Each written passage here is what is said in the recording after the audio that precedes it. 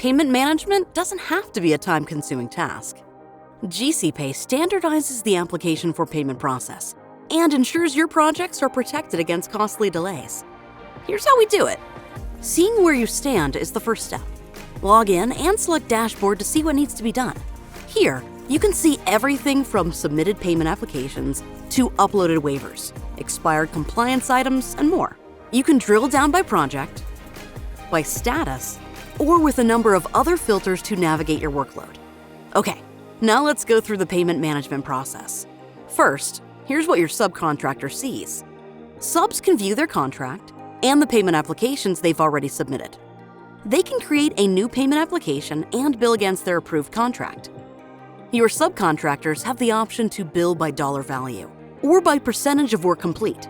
GCPay automatically calculates the dollar value. When they're ready to submit their pay app, they must satisfy any requirements established by the general contractor. This is where the rubber meets the road in construction payment management. Let's say your sub billed $4,000 in stored materials, and you'd like a photo for backup. You can make stored materials backup a requirement of payment application submission. Through GCPay, the subcontractor can upload a file to satisfy your requirement.